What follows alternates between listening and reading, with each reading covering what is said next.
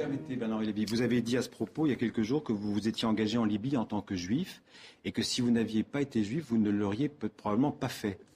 Qu'est-ce que vous voulez dire? Je n'ai pas dit ça tout à fait comme cela. Ça a été tiré de son contexte. J'ai dit devant une assemblée du CRIF, devant une assemblée le Conseil des institutions représentatives juives en France, face à un public en majorité juive qui exprimait leur anxiété face aux révoltes du monde arabe, je leur ai dit que l'universalisme et l'humanisme juif tel qu'il les a façonnés et tel qu'il m'a façonné aussi, commandait de se porter au secours de ces révolutions arabes. J'ai dit à ce public qu'on ne pouvait pas s'être à juste titre honoré de soutenir un État démocratique au Proche-Orient qu'est Israël, et lorsque d'autres pays viennent frapper à la porte de la démocratie, leur fermer la porte au nez. C'est ça que j'ai voulu dire. Monsieur Mostafa Abdel Jalil, qui est le patron du Comité national de transition. Oui. Il dit la chose suivante, il dit « Ne nous volez pas notre révolution, laissez-nous comme les Égyptiens et les Tunisiens la mener à bien. En revanche, il y a une chose qu'on ne peut pas faire tout seul, c'est empêcher les avions de décoller et de nous bombarder. » Donc il dit il y a 3 sites, il y a 3 bases militaires qui sont des lieux de mort et d'horreur. Il y a la base de Sirte, d'où partent les bombardiers.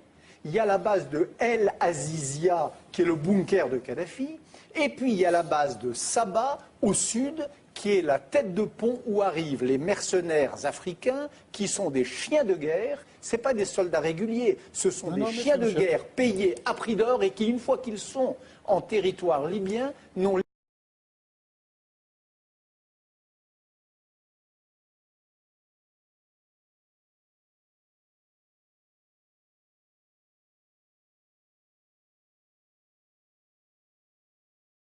d'ailleurs au long du livre que c'est comme juif que vous avez fait ce voyage en Libye.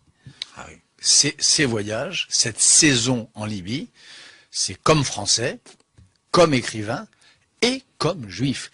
Et quand je suis sur la place de Benghazi, celle où Nicolas Sarkozy et David Cameron vont parler quelques mois plus tard, je parle là.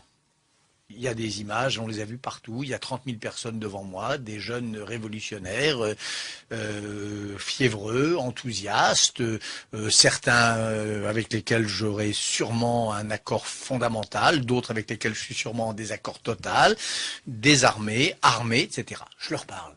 Ils me prennent tous pour l'ambassadeur de Sarkozy. Je leur dis, je ne suis pas ambassadeur, je ne suis même pas sarkozyste, je suis français et juif. Fils d'Israël, vous représentez des tribus, moi je suis aussi le représentant d'une vieille tribu, ouais. Le fils d'une des plus anciennes tribus du monde, alors, la tribu d'Israël. ساعتين نحن انا وبرشا عباد هنا من السوسيتي سيفيل ومواطنين عاديين سمعنا بيه باش يجي كلموني انا بيرسونيلمون كي راهو طلع في تونسير في فرنسا جاو فاوضوا معنا البوليسيه قلنا لهم ما يدخلش لهنا قالوا لنا نحن يلزمنا نحميو قلت له قانونيا ما عندكم حق تحميو قانونيا ما فماش فيه برقيه باش هما مثلا يقولوا له لكن هاكا ما لقاوش حل توا كيفاش باش يخرجوه هو محصور غاديك هما يلزمهم يخرجوه البوليسيه باش يكونوا في اطار قانوني لازم يخرجوه من يخرج المواطن كان باش يخرجوه يهربوه من شيره اخرى تسمى الدوله متواطئه معه ما يلزموش يدخلوا رواحهم هكا لازمنا نعرفوا شكون الحزب اللي جابه وشنو هي العمليه التخريبيه اللي يحب يعملها خاطر الراجل خرب ليبيا وخرب سوريا وخرب ومصر ولا سيربي وكل شيء